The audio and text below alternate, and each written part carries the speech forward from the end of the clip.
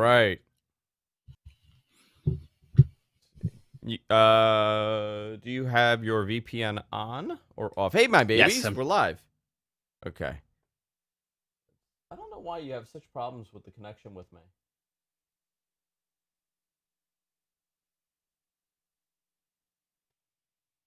You there?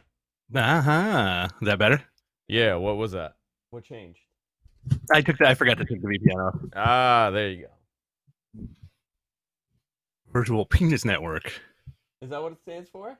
Yeah, you didn't know that? I thought you were an No. internet. I thought you were an internet man. I thought so too. I thought I was. I've been wrong this whole time. My daddy's an internet man. Hey everybody, Bob Rowe, MG Geek, Kayfabe, electrifying, large. Everybody's here. I am tan. Do you see how much color I got? Oh my god, let's get this out of the way now. So yesterday, I looked at myself in the nude, in the mirror, and You have a full length mirror? I have a full length mirror. I was totally butt naked, and I go, my God, your skin looks like the shell of a hot dog. Ooh, And I was so proud of myself. Peak Hogan. Yeah, man. All right. I was watching. Go ahead. I was watching the Jordan doc. Did you see this? No, I haven't watched any of the Jordan doc. It's amazing. So in one episode, they talk about how Dennis Rodman wasn't at practice one day, and then they cut to him showing up with Hogan. And it's when he was doing the NWO thing, right? Yeah. And I go to Vicky, I'm like, Hogan's skin at this point in his career is the closest that a white man will ever get to like turning a different skin color. Yes. Like that is he was the darkest person on earth at that. Dude, he was the darkest white man on earth at that point. I don't even know how you achieve that color. I have no idea how you even get to that point. I want to say it was probably like an old school carny thing where it's like 2 parts suntan lotion and 1 part like vegetable oil. Yeah. Just like something like real dangerous. All right, you sound great. Thank you. Let me let's pimp out that we're live. Guys, let your friends know that we're live. Let all your friends know. All right, I'm going to post this one more place and we'll get going here. Okay.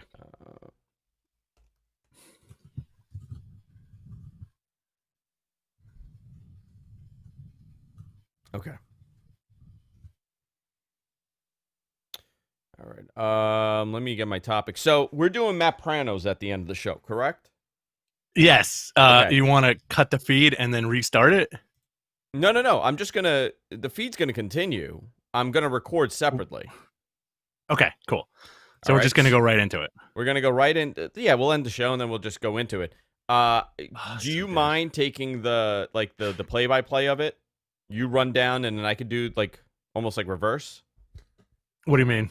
Like I was thinking, like you could kind of guide the ship. I haven't seen this episode in a while, but yeah, sure, why not? Let's do it. It'll be fun. Are we watching it?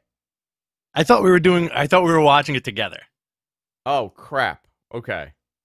Do we need to do this another time? I watched it.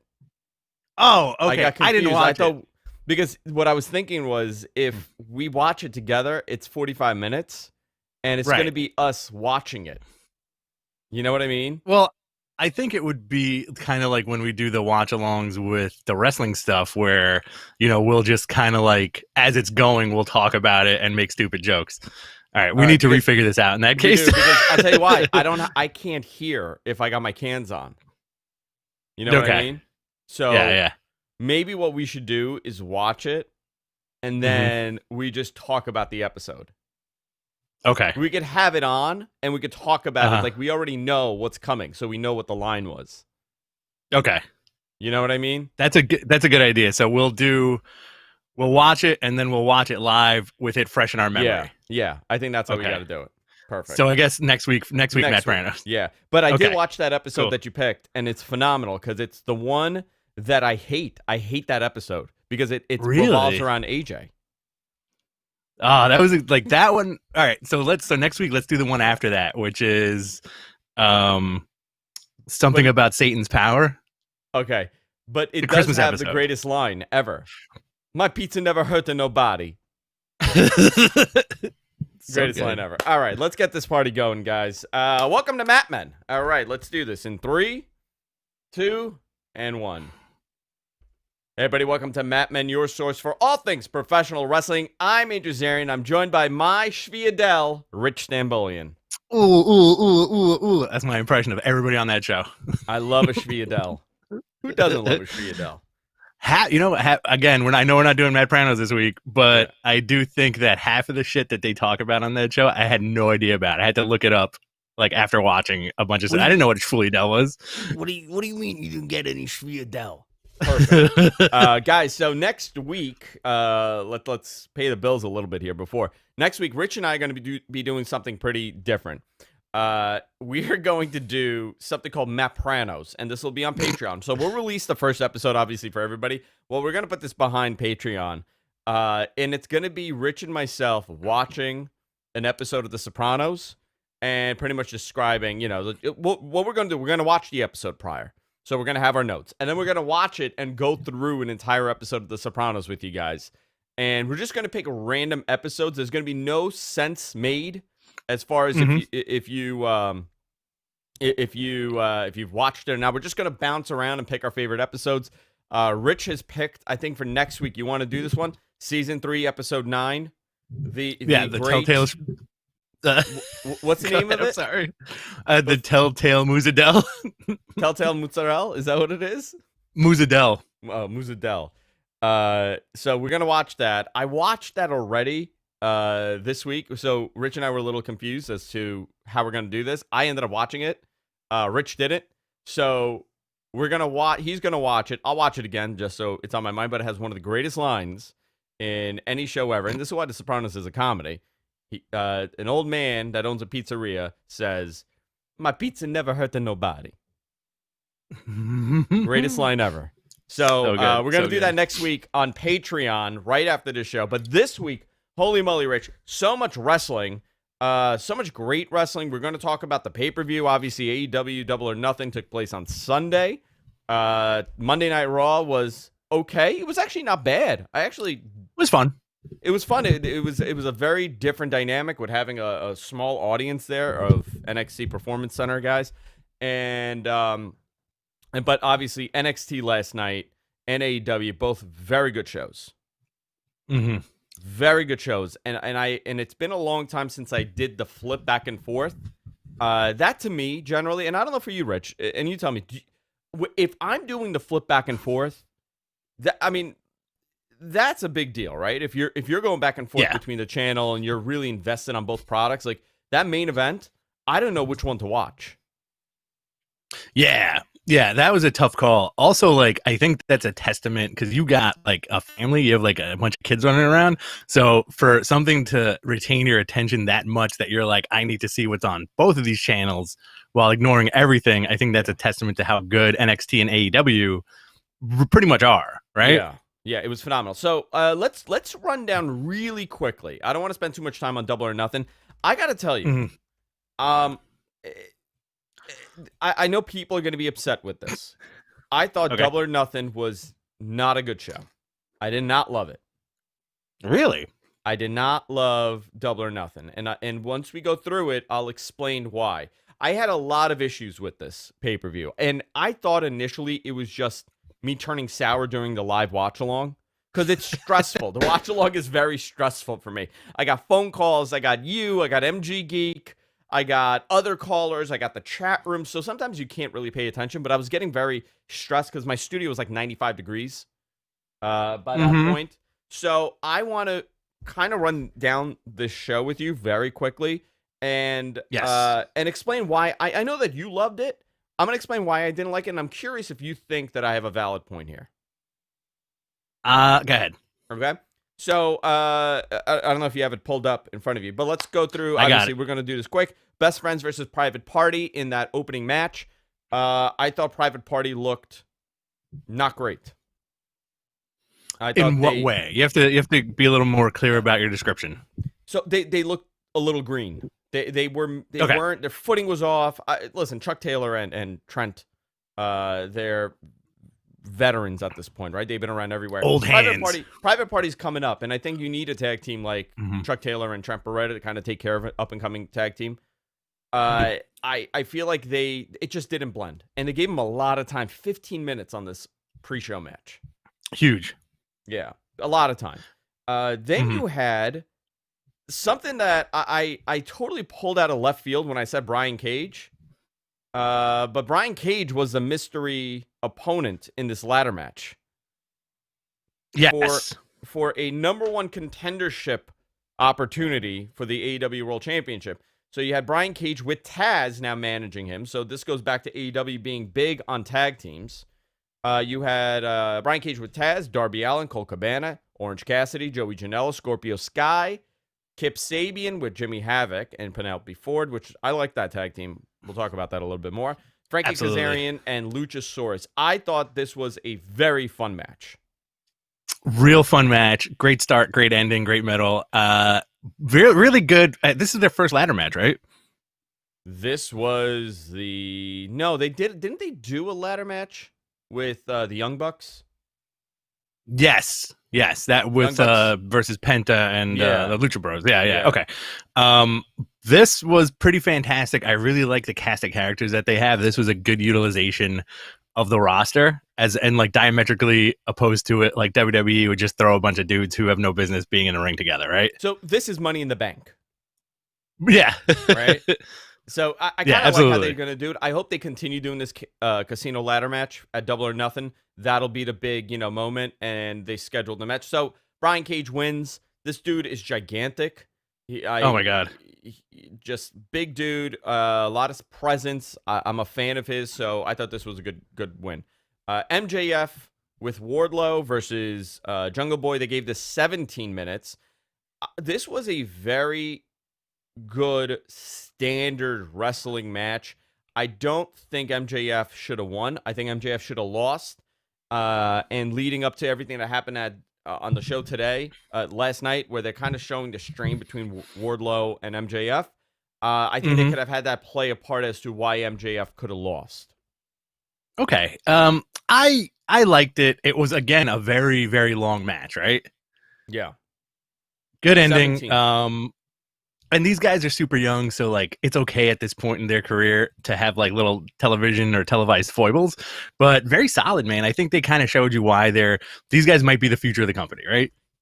MJ, yeah. MJ, listen, I was thinking about this.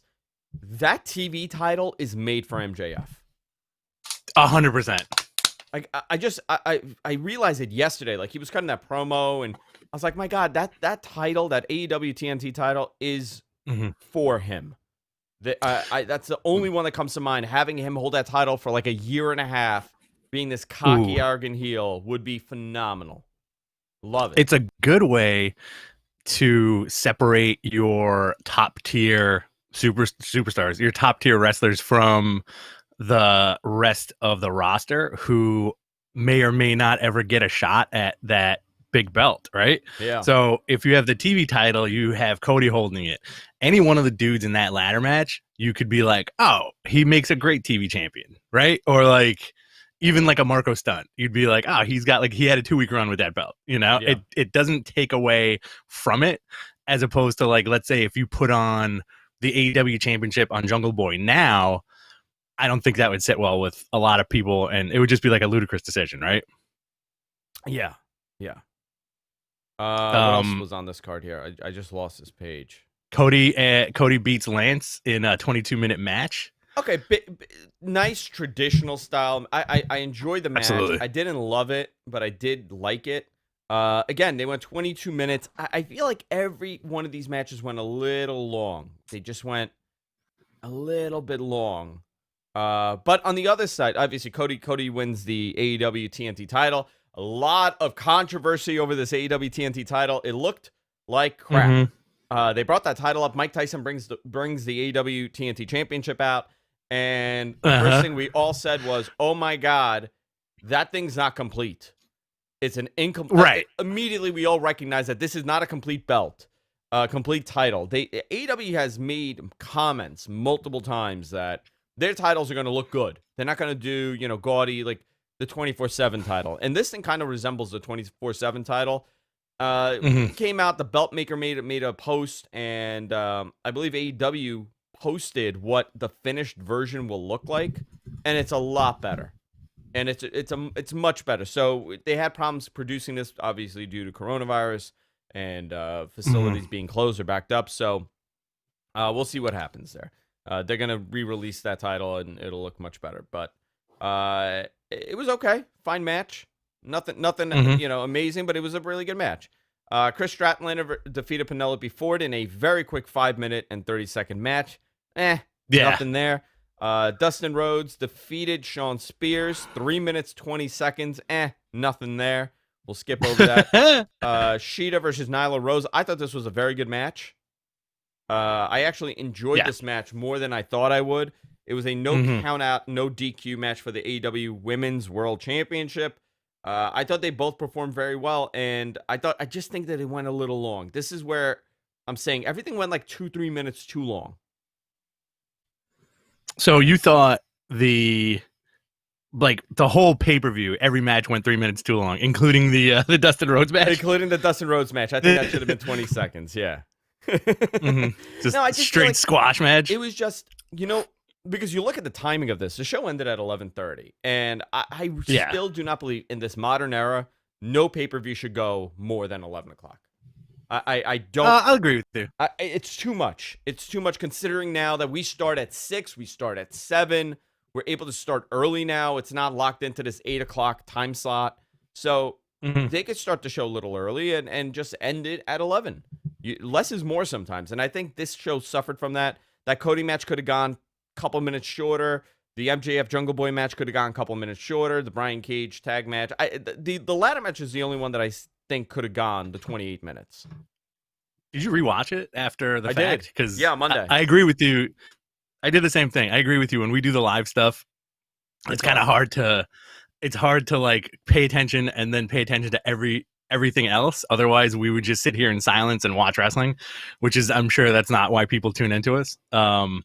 But I'll agree that it was a little, not 100% on the bland side. I would give the show overall like a B. No, I'm fine with that. That a B is a fair number. It wasn't their best show. Just B's a letter. Way. This just in. I would do B minus for sure. All right, let me see. B minus. B minus. And then we had John Moxley. Sorry, Rich. Go ahead. No. I was gonna say the same exact thing. So John Moxley defeated Brody Lee by technical submission. 15 minutes, 30 seconds. I'm curious what they do with Brody Lee. Do you think this was an unnecessary burial, or no? Listen, someone's got to lose somehow. I think I don't know what the right answer here was to this finish. I understand John Moxley needs to be a legitimate world champion, and the guy that beats him is going to be a big deal. But Brody Lee would have been a good opponent. I hope they continue this somehow, and I hope that they do something with Brody Lee, going forward with this and make him look strong. It was. Not really. He didn't tap out. He didn't get pinned. He got choked, and he passed out. Which I'm fine with. Yeah. So kind of looked. He looked strong there too. 15 minutes, 30 seconds. That was fine. Yeah. Well, Moxley's next opponent is going to be Brian Cage, right? So it's like big dude after big dude, right? So you went from Jack Hager to Brody Lee and now to Brian Cage. Who's going to be the big dude after that? Wardlow? Wardlow, maybe. But Wardlow looks like he's making a face turn, so I don't know. I don't know who the big guy is. Then we have the main event. I would love to see Luchasaurus and him. They probably have fun in that match. We have the main event here, which is a Stadium Stampede match. This was total chaos. It was just insanity in the match. Matt Hardy and the Elite, which consists of Adam Page, Kenny Omega, Matt Jackson, and Nick Jackson, defeated the Inner Circle, Chris Jericho, Jake Hager, Sammy Guevara, Santana, and Ortiz. I enjoyed this match. Again, a little too long, 100%. But it's fine. I really enjoyed this match. It was a lot of fun. You know what I was thinking? Please. Does Matt Hardy make any sense in this? No, but okay. I think that's what makes sense. I think I'm gonna say something without saying it, and you're gonna read my mind Okay. because we've been in love with each other for these many years, and we know each other so well. Who makes sense better than Matt Hardy in this? That could have possibly debuted in this spot in AEW. As far as a singles competitor goes, A singles competitor goes, that probably makes more sense in this match. And forget about the whole Jericho and Matt Hardy thing that they did, right? somebody somebody released else. from WWE. No, not from WWE. Someplace else. Kota Ibushi. No. All right. He was on Being the Elite last week. Marty. It's to me, it looks like this spot was intended for him From the beginning, from like the get-go. from the get-go. I have very strong suspicion that this was supposed to be him, and the way that everything played out with COVID and everything else, they've maybe held off on this. Just Okay. interesting timing here. Very interesting timing here. Would But it have been as entertaining as the Matt Hardy stuff, though? I mean, they No, tried to drown no. him, and he turned into different Matt Hardys. he did turn into Andrew, different Matt come on. Hardys. He did. He turned into all the Matt Hardys. Big Money Matt Mhm. showed up. Original Oh my Hardy God. showed up. All of them are around. And then we got another version of Hardy. We got the Spot Monkey Hardy on Oh, so good. on Dynamite this Wednesday. So I thought, listen, overall, and by the way, they beat the Inner Circle. Good match. It just went long. B minus. Fine pay-per-view. Okay. Mhm. Now on the other side, How'd you feel? Go ahead. How'd you feel about that main event? It was fine. I thought it went a little too long, which I didn't feel that way for the Undertaker AJ Styles match. I didn't feel that went Okay. too long. But I also feel that way because that show ended at like 10 o'clock, and this show ended at 11:30. So if Okay. this was the ending at like 10:30, how would I have felt? I don't know. So you were done pretty much as soon as the main event started. I was done. Yeah, absolutely. I was done. You were mentally exhausted, Mentally exhausted. Yeah, fatigued, exhausted by taking phone calls all night. all night from Sean. I did Carlos call back, though. Carlos, yeah, I wish he will call. It's Carlos. I hope Carlos calls back every time we do a show Me too. with the number. That's my favorite guy to call. Uh, So let's let's dive into this week. Where do you want to go? You want to go with SmackDown, Raw, or do you want to go right to AEW? Because let's talk a little bit about Raw. This was a better episode, I guess, than it has been in a while, and I think the addition of the corralled fans in the audience made a little bit of a difference, right? it made a huge difference. They should have been doing this from the beginning. It totally changed the dynamic of that show, where you actually had some noise, and instead of just hearing, every time they take a bump in the ring. It also exposed the commentary less because it was more noise. So it kind of drowned out some of the stupid stuff that they say. It was a much better show. I don't know. I don't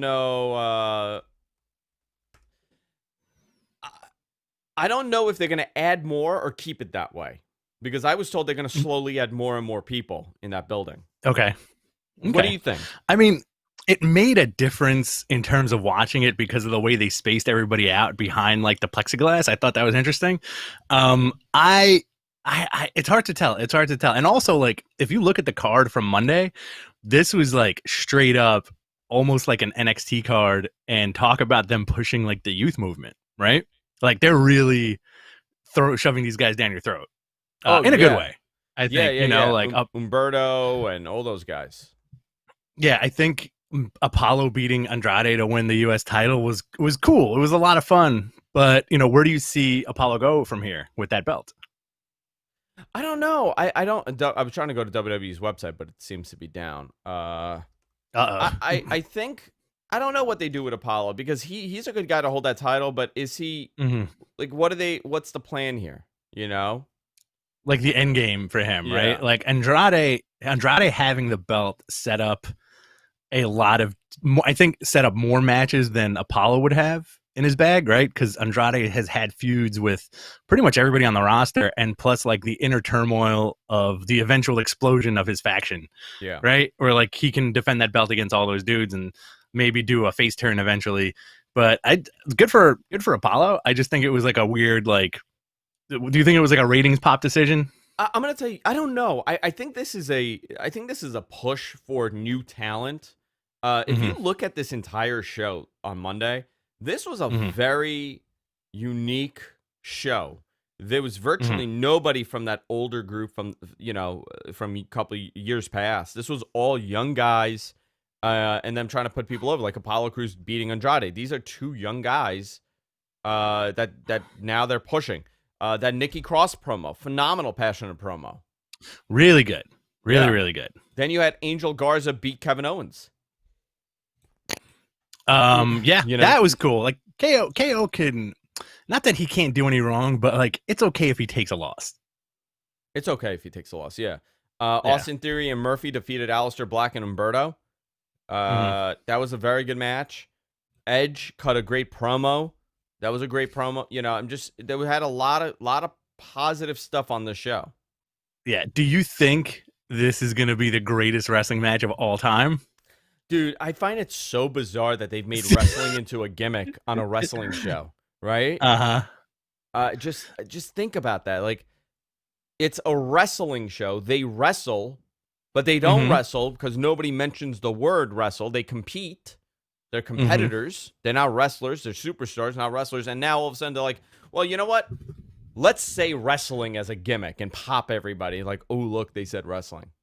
Ooh, they're edgy again. But what does it mean? Like, to you, to me, if you told me they're going to have a wrestling match, I'm going to think they're going to do chain wrestling.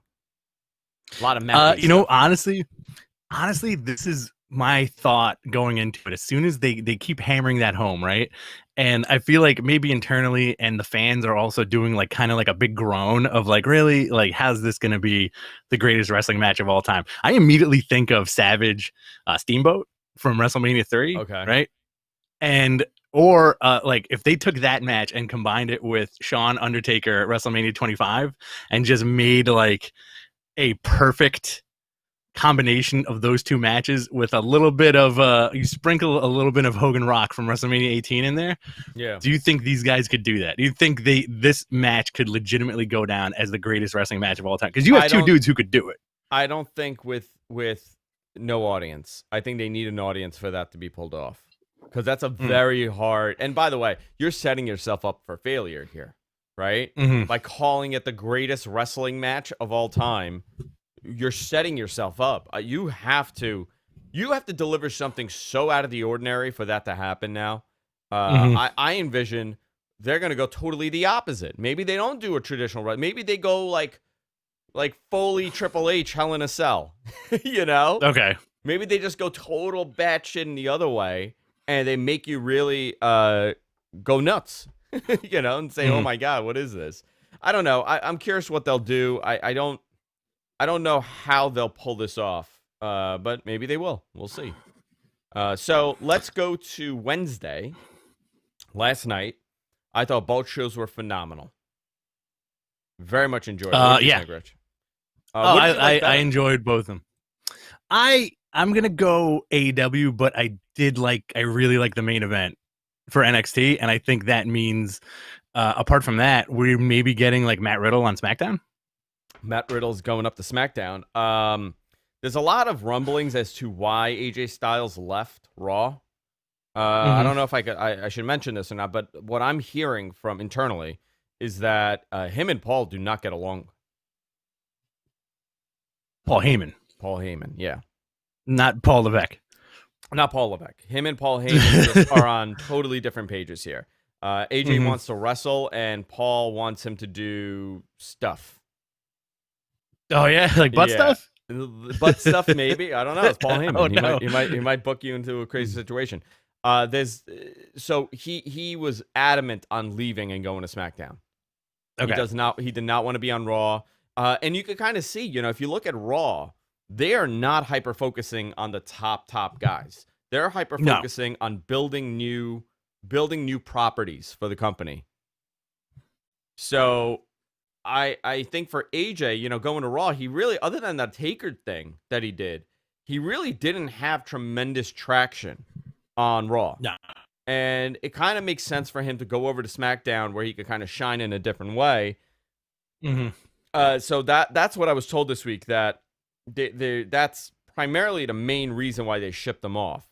Because if you look at the amount of talent on both rosters, I don't think SmackDown's hurting as much as Raw is as far as top tier. Currently not at all. Currently available talent. Yeah, I agree with you 100% on that. Maybe he's pissed off that his boys got fired. Listen, I'm sure he's not thrilled about it. Just imagine this, right? And everyone's like, well, they chose to leave, or maybe they wanted to leave, or maybe it's fine. They could have chosen to leave, or they could have been fired. It doesn't really matter. But if you're AJ Styles, you've been traveling with these guys for how long? How many years have you been with these guys? Since 2014? Right? Yeah. 15, 16, 17, 18, 19, 20. So 6 years you've been essentially connected at the hip with these two guys, and you've built this relationship, and you've worked together. They came over to WWE along with AJ. And now they're gone. You're going to be pissed. Imagine if it was me. I just left, and now you got to do a podcast with some dope. Are we gonna fantasy book what happens when you leave for a different wrestling podcast? Yeah, we should do that one day. Like you get hired by like Busted Open or something, and you got to go to Sirius every day. Sorry, Rich, and talk to Bubba Dudley. Yeah. So I'm sure he's not too thrilled with it, but I think he'll shine on SmackDown. So let's talk about this. Let's talk about Wednesday night. By the way, guys, if you enjoy what we're doing, you can go to our Patreon, fund us there, patreon.com/MattMenPodcast. You could go there, fund us as little as $1 a month, and every penny helps. That helps us for our beer tab. That helps us for our lunches that we used to do after the show every week. By the way, Rich, are you going to be in studio next week? I will be back live and in studio. I will be wearing a hazmat suit, and on top of my hazmat suit, I'll be wearing a beekeeper outfit just for the hell of it. And I'll be coughing all over Rich the whole show. I know, that's why I'm wearing the beekeeper suit and the hazmat suit underneath, just for shits and gigs. Do you know I find beekeeper suits hysterical? Same here. I don't know why. I don't know why they're so funny to me, but seeing a grown adult in a beekeeper suit, freaking hysterical. So fun. Doesn't matter. Man, woman, doesn't matter. Black, white, just hysterical. Child. No. Child, I don't care for. Do you think that's what that Michael Jackson song was about? If you want to be my baby, it don't matter if you're in a beekeeper suit. That's it. That's exactly what he was going to say. All right. So let's go into NXT. NXT was a good show. I enjoyed even the others. The Ciampa stuff was cool. They're leading up to a Cross versus Ciampa match at In Your House, which is soon. What, 2 weeks for this? That's gonna be fun. Yeah, I want to say 2 weeks. Yeah, that'll be a fun pay-per-view. That are they doing a Sunday pay-per-view or a Saturday? What day is this show? In Your House? Yeah. Let me look that up real quick. I want to find this. Is it something like the TV show In Your House June came 7th. up? That's a so Sunday. That's it's next Sunday. Sunday. It's next Sunday. Yeah, next Sunday. Wow, sucks. I hate pay-per-views on a Sunday. Well, this is going to be a quick one. So if we do a watch along, it'll probably be over by like 10:30. Yeah, definitely. So that show's shaping up right now. We have a bunch of matches. We have Tommaso Ciampa versus Karrion Kross with Scarlett in a singles match. I think Kross needs to go over in this. Okay. Which I'm just gonna run down what we have. I don't even want to dwell on it. Charlotte Flair, Rhea Ripley, Io Shirai for the NXT Women's Championship. We got Finn Balor, Damian Priest, another fun match. Adam Cole versus Velveteen Dream. I'm not even going to go into the Dream stuff, but there's a lot going on with that situation. Adam Cole definitely, I think, is going to keep this. And then Keith Lee and Johnny Gargano for the NXT North American Championship. I don't know if they're going to add any more matches to this, but they are strong lineup. I'm excited to see all these matches. There's not one match I don't want to see. Probably the least match I'm interested in is probably Finn Balor, Damian Priest, right? You know what? I'm oddly going to agree with that. And again, it's not a knock on either of those guys. It's just like a weird like thing. Did Finn Balor cool off for you a lot? I don't think he was going to cool off if they had done the Walter stuff. I think he would have been still pretty hot. I'm not counting anybody cooling off as a negative right now with everything going on. Okay. I feel like when the crowd comes back in a full capacity, they're going to be hot for everything.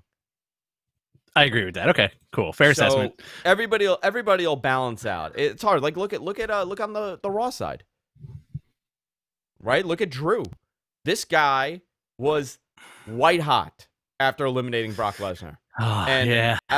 And if they had done this, if everything had gone to plan, and this is one of the few times you cannot blame WWE for screwing something up, had nothing to do with them. Can you imagine how that reaction to him beating Brock at WrestleMania would have been? Oh, forget it. It would have been great. They need to keep the belt on this guy until they have at least several pay-per-views that this dude can walk around with that belt on and get that crowd pop. If he's denied that crowd pop, I think it would be one of the biggest shames in like modern wrestling history.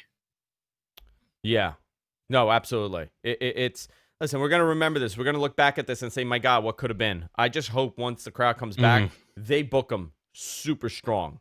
Make him into it's, I was talking to someone there at WWE, and they said this one thing. He goes, you know what our suggestion is every time we want to get someone super hot?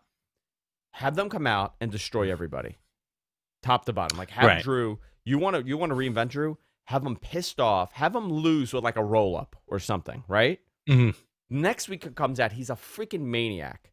And you continue this for weeks where he's just destroying everybody, top to bottom, because he wants to get his hands on the guy that beat him, or he wants to get his hands on the guy that cost him the loss. Right. Make him lose his mind, and then you build him up into this big thing. Every time they suggest that, they're told that that's a old way of booking. But it works. That's like a weird thing. Remember, was it like 2 or 3 years ago where they did that exact thing with The Miz, and it worked. And this dude, for like 2 or 3 weeks straight, this guy was cleaning house. And I remember both of us doing the show and being like, we never thought we'd cheer for Miz cleaning house whenever he comes out and just beating the crap out of everybody. Yeah. I mean, it's a very, listen, wrestling is so simple. It's simple, but it's complicated, but it's, in the core, it's so simple. You don't want to see the guys that you like losing, right? So when they do lose, you have to mean it means something. But when they win, it has to mean even more. It's 100%. It's not rocket science. And right now, again, I'm going backwards, but right now I can't blame them for anything. NXT, this card looks great. I hope they fill it up with more people in the Performance Center. It looks like I just got a message from somebody that's listening. He said the intention is to add more and more people little by little. Okay. But they will be running at the Performance Center with a full crowd like they did on that NXT show eventually. Probably by the end of the month, the anticipation is. I think slowly we're going to see more people added up until like, who knows, end of the year maybe? Survivor Series, we'll get like the first full-blown crowd, November? You know what? That's a good number. I would say Survivors, if they don't have a live crowd for Survivor Series, I would be shocked. You're canceling your subscription to the network. I'm canceling life. This is all over. So AEW, you do look very tan today, by the way. Do I? Thank you. That's all I was wanting from you. That's all I wanted. Good job. It was recognition for the beautiful tan. I've been working on it for like 2 weeks. Now I'm in maintenance mode. I want to keep this going the whole summer. Got to keep that tan up. Yeah. Everything. Look at this. My arms look phenomenal with a tan. Look at that. Good job. That's from picking up all those babies all day. That's it. Just baby lifting. I do this with them all day long. That's it. So AEW, on the other hand, very good show. They started off with a Young Bucks match, which is great. It was Young Bucks versus what was it? Butcher and the Blade, right? Yeah. They It was I totally forgot. I'm blanking because it was Was the it it was the Butcher and Hardy Blade? thing, My right? God. Where they Yeah, came out so they came out as the Spot Monkeys. yeah. So the match is happening. God, I forgot. My God, my brain just stopped. I can't remember who they faced. Someone in the Same here. chat room. Jesus. Who did they face, guys? Come on. It's embarrassing. Oh, Butcher and the Blade interrupted them. at Butcher the and end the of Blade match. interrupted. Yes. Yes. Butcher and Blade interrupts. And now comes formerly known as the Revival. Now they're known as what? FTR. Fuck the Rest. That's their name. Fuck the Rest. Mm-hmm. Oh, the Wrestling Private Party. Thank you. Thank you so Okay. much. My Enginellis. My brain. I have no idea why I deleted that out of my brain. Same here. I think you have like an allergy to Joey Janela. You know what, dude? I was really hot on him. I slowed down. I'm getting that gross feeling a little bit from him, and nothing personal with the guy. I just feel yuck sometimes when I look at him. You think he's like a dirt man? But yeah, a little bit of a dirt man. A little bit of a dirt man. Okay, so Matt Hardy comes out. Old school jobber Matt Hardy, by the way. That old school early 90s preliminary match Matt Hardy. Pre-Hardy Boys Matt Hardy. Which was cool to see considering it's a very, the Hardys and the Bucks, very similar gimmicks. The same as the Midnight Express, very the Rock and Roll Express, I should say. Very similar as far in the Rockers. Very similar as far as character, just aesthetics go. So it was cool to see him tag up with them because they're the next incarnation of the Hardys, essentially. So here comes FTR for the save. The Hardys, the Bucks get up. They go to shake their hand. They turn their back and they leave. So this is going to be an ongoing program. This match should not happen now. No. That you save this for a pay-per-view, right? This match should not even happen at Fyter Festival. It needs to happen at their next big pay-per-view, which is All Out. Yeah. In September. I would hold off and happen at All Out. There's no... I don't make that mistake. And hold off for this so there's a crowd. You don't need to do this. So All Out is when is that? In September, correct? Labor Day? I believe so, yeah. Right? So we got September 6th, right? It would be September 6th. Yeah. Probably. Or the 13th, whatever that day is, 5th. So you want it to be Labor Day weekend. That match, if you could get it in front of a crowd, I don't care what building you're in. Maybe it'll happen in Florida. If you get this thing in front of a crowd, that match is going to blow up. We've been waiting for this since 2016. Oh my God. People have been wanting this. I'm hopeful that they'll execute properly with this. What else did you see? You saw Wardlow and MJF. Their relationship is getting strained, so maybe a face turn for Wardlow at this point. The big story. By the way, All Out is scheduled for Chicago currently. I don't know if they'll run Chicago with a crowd. Okay. I don't know. I don't have an. I've asked. Nobody has an answer. I mean, right now we're in May, so a lot could change. Everything's changing so rapidly with this. Right now, New York City's not even open. I'm watching the governor as we speak, and we're still not open. So we'll see what happens. Hopefully by that all this will be away. I'm being hopeful. I'm crossing my fingers, and then we could have a nice big crowd in Chicago for the show. But here's the other thing. Rich, would you go to a wrestling show in September? No. I ain't going anywhere. Did you see Jericho announce his cruise? But that's for 2021. I feel like that's But people still on their back. Remember that cruise is bought with pre-sale. That's how they're able to do this. So, I'm sure there's going to be a ton of people that buy the ticket, but I'm sure it's in the back of people's minds. Yeah. So, I mean, as well as anybody where, crowds can be very gross sometimes. And I think, the less crowds, the better for the foreseeable future. I'm completely fine with that. Like, wear a mask, put some gloves on. If you're going to be in close quarters with people. I don't think this thing is over or near over yet. Somebody wrote to us. Somebody wrote, hit on your point. Somebody wrote to us on Facebook. They said, it's not going to be the same not having 20,000 people in a building. And all I could think of was, first of all, when's the last time WWE had a 20,000 person show? Raw and SmackDown are not doing that. Most pay-per-views are not doing 20,000 people. That's a thing of the past. But think about it, watching ECW, Rich. They used to do it out of buildings with, 5,000 people was tremendously loud. 2,000, 3,000, you could make it feel great. Oh, absolutely. Hammerstein Ballroom, you can make that thing feel great with only a couple thousand people. 100%. And WWE knows how to shoot a crowd too. Yeah. Now let's talk about the Tyson thing. I have a lot of feelings about this Mike Tyson bit. So at the end of the show, you had the Inner Circle come out and do a celebration of what? I don't remember. What were they celebrating? Losing? I am blanking on that too. Hold on. And I watched this very intently yesterday. It was a celebration of love and respect. It was the pep rally and Jericho saying that he wants Mike Tyson's head on a platter. Yeah. Michael Tyson. Michael Tyson. Michael Tyson. I would love to see that. So they do this whole thing, and here comes Tyson and his posse. AEW did a terrible job on commentary explaining who was in this crew. It's true. I don't think they knew who anybody was. They had no clue, and I'm shocked because JR is a big MMA fan, and the fact that they had no idea who any of these people were, other than Henry Cejudo, was baffling to me. So here comes Mike Tyson with his crew of UFC Hall of Famer Rashid Evans, Vitor Belfort, Henry Cejudo that just recently retired, Belfort, who currently also is the one champion. He's on the one championship roster.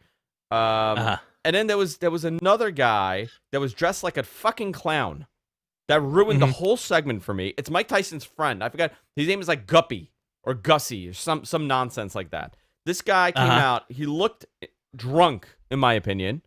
Had like smeared black paint on his face. He looked like a cartoon. And here's Tyson now. And this is the difference between WWE and everybody else, right? Tyson was a cartoon in this segment. Sure. He was playing pro wrestler. He wasn't playing the baddest man on the planet. He came out and he's doing the whole wrestling thing and he's overly animated and he yells at Jericho. He goes, "You cheated, man. You stole that championship." What championship? It maybe got nervous. I don't know. But he goes to rip his shirt. That didn't work. I mean, he looks phenomenal. Then they do the shove. Once they do the shove, it was great. The shove changed the whole dynamic. Big brawl. Jericho screaming, "Tyson, Tyson." I think it was, you have a whole theory. He wasn't even looking for Mike Tyson. He was looking for Tyson Smith. Kenny Omega. Yeah, he was looking for Tyson Smith, Kenny Omega. Yeah.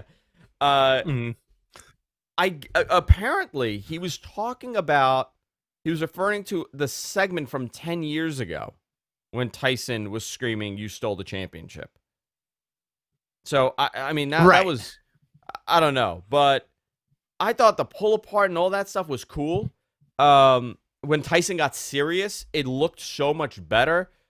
This is the difference between WWE and everybody else. WWE would have told him, "Dude, don't talk. Shut the F up.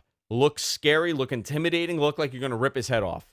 Let him be the cartoon. You be the baddest man on the planet." Just imagine if they had done, essentially this was an homage to the Austin Tyson skit, right? That's all this was. Right. The locker room clears out. Everybody's a full brawl. They're separating. They're doing this whole thing.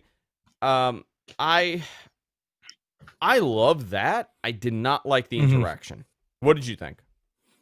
It was fine. I think whenever you put a person who's not known for pro wrestling in a pro wrestling ring, it's not going to go as planned. And I think it was fine for what it was. I enjoyed it. I think that's like a weird, interesting like feuds now. Is the Inner Circle going to feud with like MMA guys? Is the Inner Circle going to feud with? I guess so. I mean, they got to do something, right? This can't just end. You have to get Tyson and Jericho now. There's no question about it. How do you not do it? Obviously, they'll do some sort of weird tag match. They'll have Tyson teamed up with. Mhm. I don't even know who you could team him up with. Seriously, you could have. I don't know. What you'll end up doing is have Tyson, get the hot tag, do one knockout punch, and that's it. Mhm. That's fine. Okay, put it on TV. You don't have to wait till a pay-per-view. You got to put it on TV now. While this is hot. Okay, sure. Tyson's all over the news. This is the moment to pick this up. Do it now and get it over with. I think it's cool. I think it's cool that Tyson had a posse of MMA fighters. Tyson and Cody, maybe you do? Like a tag, Tyson Cody versus Jericho and Jack Hager? Yeah, I don't know. Yeah, something. You're going to have to do something. So I thought the pull apart was great. I thought it was a great way to end the show. It got a lot of mainstream coverage all over the news, ESPN. Every news group is picking up Tyson got into the brawl with Jericho. Great stuff. Just a little bit more coaching on Tyson. That's all you got to do. He did look like he was falling asleep on Saturday night. He did. He was tired. He was tired, man. Listen. Can you do your Tyson impression?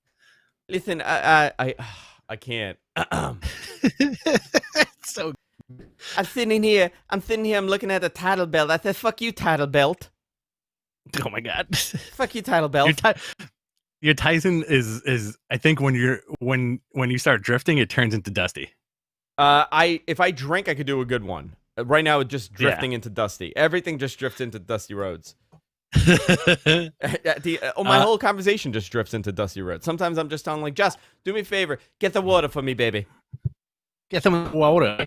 I'm excited about this. I enjoy Tyson. I think he's a fun character, and I think he always has been. And bonkers, now that he's gearing up, he's so bonkers, and he's getting in such great shape for his comeback. Definitely, I don't know if he's going to be bumping around the ring, but definitely have him just knock every single person out that runs at him. Right? I feel like Tyson was just high on ayahuasca the entire time. I feel like he was just hallucinating the whole thing. I'm having a trip. Listen, I took some ayahuasca from some guy. All I see is Don King's head flying around everywhere. Am I living in my nightmares or in my wildest dreams? So those are two really good shows. Really much liked it. Guys, we're approaching our Q&A segment here on the show. If you're in the chat room, send us your questions. We're going to do our best to answer. It could be anything from current wrestling to past wrestling. Any questions you have regarding professional wrestling, Rich and I will do our best to answer them here in the chat room. Bachelor 3000 says, the lisp is too sassy. I got to work on it. I got to work on my tough guy lisp. It is a very I sassy said, fuck lisp. you, toothbrush. I got to. I like to envision Mike Tyson fighting with the toothbrush every morning. That's what I hope for. All right. So, first question. Go ahead, Rich. Could Fyter Fest be taped and be put on HBO Max? That's from Hothead 567. So the HBO Max stuff is very fascinating, right? It was all over the show. Mm-hmm. It was all over the AEW show. By the way, when did they change the pillars? What do you mean? The posts in AEW, they're like the WWE lit up ones now. The big round posts. Did you see that? Oh, yeah. I guess this week, maybe last week. I did not notice it prior. This is the first time I noticed it. I think it might have had to do with the fact that it was purple for the HBO Max colors. But any of you guys, did you notice it prior to this? Because it was the HBO Max logo on the pills, which is great. HBO Max is interesting. I know that they have big plans for this. I don't know how live programming would work, but there's no reason why they wouldn't put it on there, right? Like, what's on there? What properties are on there? On HBO Max? Yeah. Oh, everything. If you're subscribed to HBO, you automatically get grandfathered into getting HBO Max, which includes the DC app. So every DC movie, cartoons, all that stuff. So the your DC universe is on there. No, it's just you have access to it. You don't have to universal connect login. It's like it's part of the HBO Max. Got it. You have whatever's on HBO at the time. You have Cartoon Network, Adult Swim, Turner Classic Movies, which is completely bonkers that there's so much stuff on there. And a couple other things too, but it's like a hub. It's like a digital hub for like all this stuff. And you don't have to do separate logins. You just log in and then you can do. Yeah, I was texting you yesterday and I had it on my PS4 and I'm like, yo, there's so much stuff on here. Like, why can't they add more stuff? I think that's a good question. But I don't think they would do that. I don't think they would do Fighter Fest on HBO Max. Yeah, I think they need to. They're really pushing. Maybe eventually they'll do something, but they are really pushing BR Live. I think they need to rebrand BR Live for sure. I don't think the Bleacher Report name has any substance for streaming. So right. So I don't know what they're doing. There's a lot of things that you could do here. What else? Let's see. We got. Do you think Shad Gaspard is a guarantee for the next Warrior Award? Oh, that's a good question. I didn't even think of that. Yeah, why not? Right? Yeah. They'll definitely do something. You know, very, very, very awful what happened, but I think WWE may do something for his family or something like that. Yeah. What else do we have? Have we watched The Ring? Talking about it every week. Yeah, love Dark Side of the Ring. I think they did a great job this season. The Owen thing, the only criticism I have of that is that it could have been 2 episodes. But this Dark Side of the Ring has become Vice's highest rated show of all time, highest rated series and highest rated watched show of all time. So they are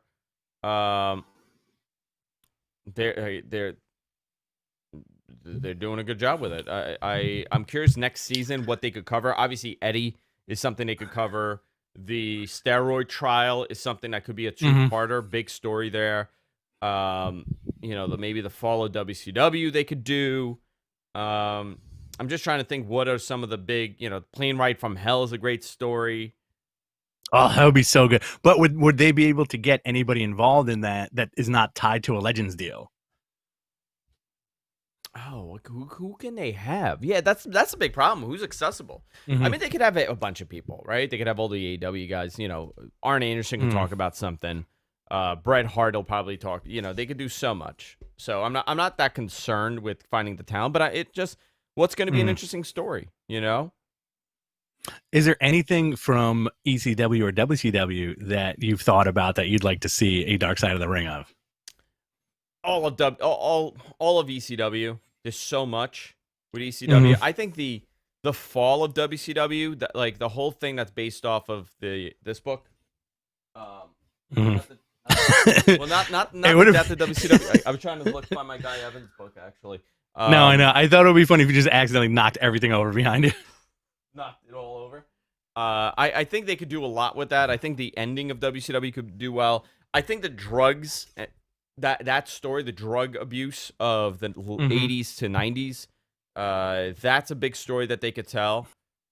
There's a lot that they could pick from here. Tremendous amount that they could pick from here. And then The Undertaker. What do you think of the Undertaker documentary? I really enjoy it. I do think that last episode was like a little bit of filler though. Because I feel like that was just. It was the history between Shawn Michaels, him, and Triple H. I think that was like a lot of fun filler where it's like everybody knows. I would say like 3/4 of that episode everybody knew about, right? You didn't really get like a mind-blowing revelation during the course of that, but it was sweet to see the behind-the-scenes stuff. And I think next week's episode this coming Sunday's episode may be the Goldberg Saudi Arabia thing.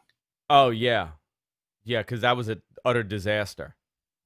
Right, and they touched on that in the last few episodes, saying if he goes out there like once or twice a year and he feels like he screwed it up, he's gonna work harder to redeem himself.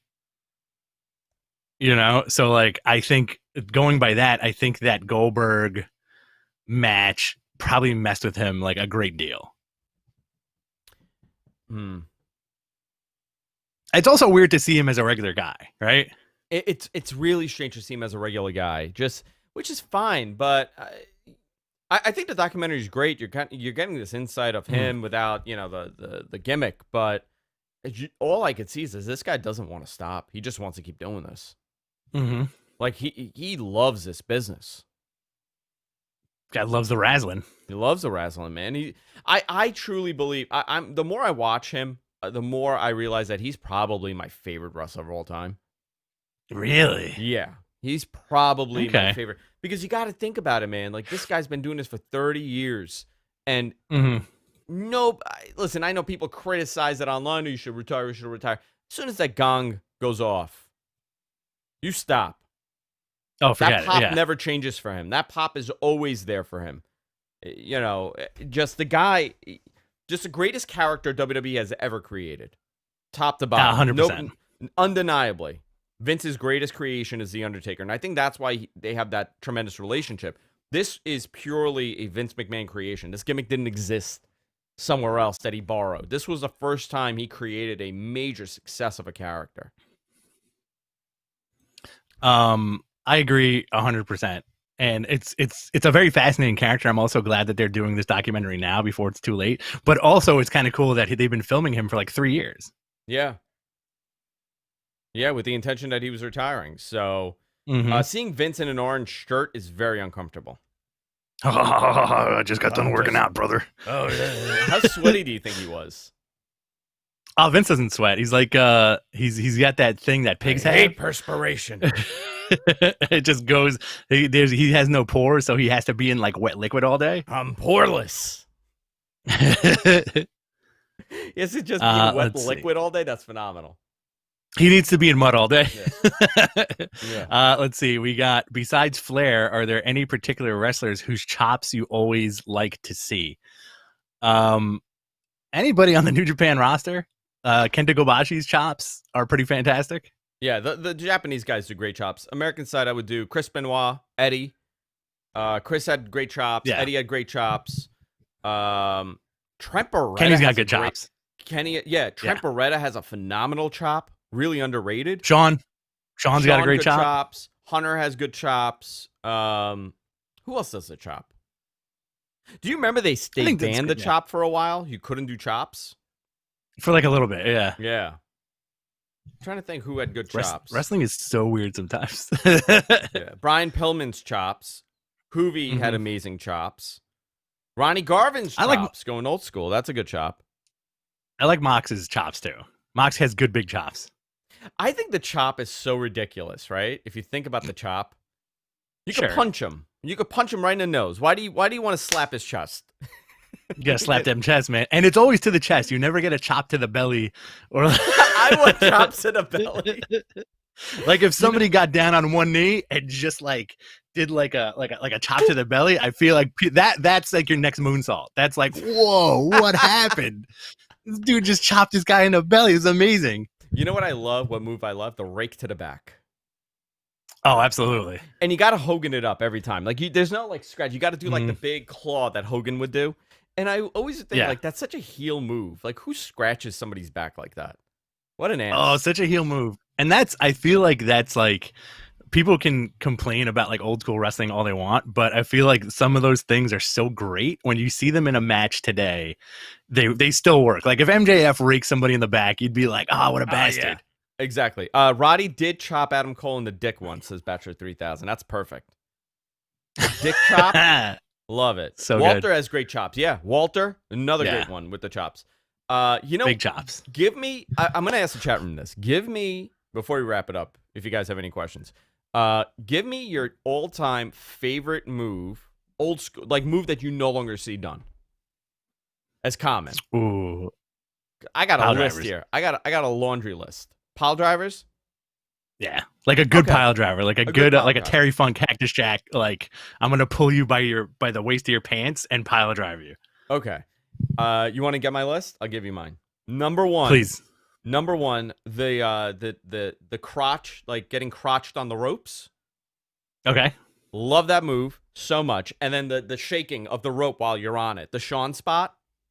Mm-hmm. I thought that I still think that's such an ingenious spot. AJ does that every now and then. I Yeah. don't know why. I would love that spot as a kid. Loved it. Because it's funny. It's a funny spot. The other one is laying on the top rope, horizontal in the corner, and getting the kick. That one that Sean would do. Another great spot. The incline holding vertical suplex. Yeah, you don't really see that too much. You don't see that at all. You don't see like a long standing vertical suplex. And my all-time favorite, atomic drops. Really? I love an atomic drop. Bret Hart had the best atomic drop. You never see it anymore. Nobody does an atomic drop. Backbreakers too, I think. I think like a good backbreaker or like a good what's the hold? I can't think of it. The gut stretch. Okay. Submission. Abdominal stretch. The abdominal stretch. You don't see a good abdominal stretch. You don't. You don't see a nice long hold abdominal stretch. How about the rake to the eyes with the rope? Yeah, you don't really see that. Love it. That's too old. That's like too cartoony though, right? But again, like that, anything that keeps the guys safe, right? Like anything, because like when you think about that stuff, you're like, oh, they're working very safe because like, yeah, this dude's raking his back, he's poking him in the eye, just slowing it down. Here's some of the suggestions in chat. Adam says the Razor's Edge, nobody's using it. A Hoovy driver and 450 splash, atomic drop, a really good Russian leg sweep. Yeah, the salt to the eyes, rake to the eyes with the ropes. A really good ass simple drop kick. Yeah, you don't really see that as much. Sunset flip, a good bear hug. I would love a good bear hug. Rich gives the best bear hugs. Here we go. One more question for you guys here. Let's do this. I'm having fun with the chat. Best punch of all time. Your favorite punch of all time, not best, because that's debatable, right? Your personal favorite punch of all time. Austin. Okay. Austin, Dusty, Sean, and I would say Mick Foley's on that list too in a weird way. I got just one. My all-time favorite. Go. I'm not saying the best. I'm saying all-time favorite. Bret Hart. Bret Hart. Okay. I would say he had the best punch of all time. Believable. I personally would say that. Very believable punch. The best punch of all time goes to Bret Hart for me. Top to bottom. Your favorite? But your favorite? Favorite and my best. My personal best. Okay. I'm not gonna debate what you guys think is your best. But I'm gonna say in my opinion, the best punch was Bret Hart because it looks so freaking snug and the snap is unbelievable. We actually got a lot of feedback on the best punch and their favorite punch. Okay, let's see. Gambit Rock says Bret Hart by far. Large says Lawler. Lawler has one of the most legendary punches. Razor had my favorite punch. Razor did have a great punch. That big one. Great punch. He would do that big one, like sideways punch.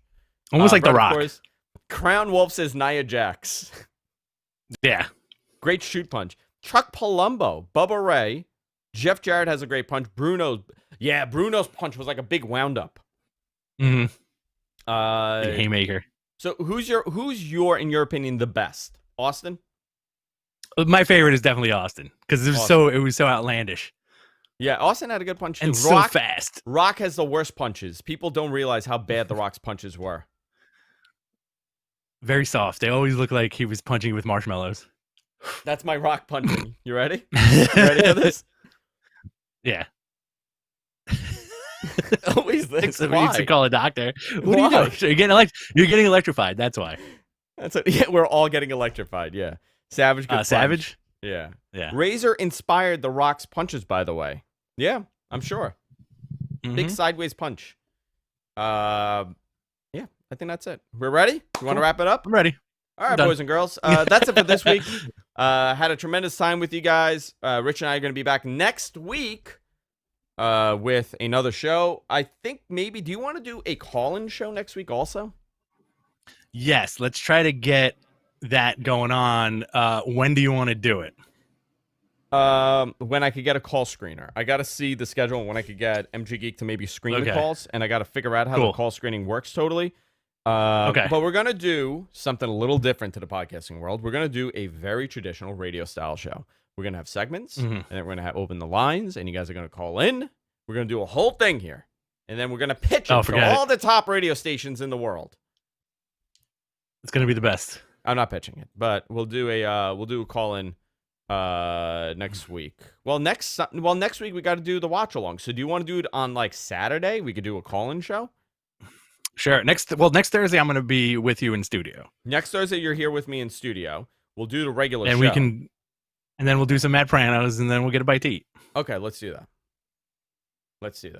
We could grill a couple in the of beer backyard. skis. Yeah, a couple of We beer can do that skis, too. hang That'd be out. a Yeah, great let's do idea. it. Let's do it. All right, guys. We'll see you all next week. Remember, go to our website, gfknetwork.com. Subscribe to us. We're everywhere podcasts are available. You hitting that like button, you hitting the subscribe button helps us out unbelievably. Every time you hit subscribe, it gets us closer to our goal for the end of the year for subscribers. I think we're almost at 4,000. I think we're at 4,000. We're almost at 4,000. Mhm. So I want to hit 4,000 on YouTube, and I want to get going. I want to move forward with it. All right, guys, that's it for this week. See you next time. Take care. Goodbye. All right. That was a lot of fun. That was fun. That was a good time. What do you got going on the rest of the day? I got to do What the Tech next. Nice. And then I got to record some stuff for Catalyst Wrestling. And Cool. then I have to, they're putting in my glass for my shower. So I'm hoping I could take a shower in my master bathroom today. Have you gone without a shower for the last 2 weeks? I haven't taken a shower in weeks. Wow, that's crazy. Your hair looks good though. Oh, It's thank you. all the natural stuff is looking great in your hair. I just go outside and I hose myself down now. That's what we're doing. That's a good idea. Yeah. That works. Yeah. All right. all I'll right. talk to you soon. I'll talk to you later, Rich. All right. Yep, Thank you, goodbye, bud. everybody. I'll see you if you want to join me. I'll be doing Bob Rowe, $5 for Andrew's Trump Thanks, 2020 Bob. spray tan. Yeah, Bob, $5 from Oh Bob. boy. Look, this is So not a orange. spray tan. This is a real tan. Look at this. I'm golden. I'm bleeding again. Why do I keep Orange. bleeding? Every show. Why are you bleeding right now? I don't know. All right, guys. See you next week. Take care. Later. All right. That was fun.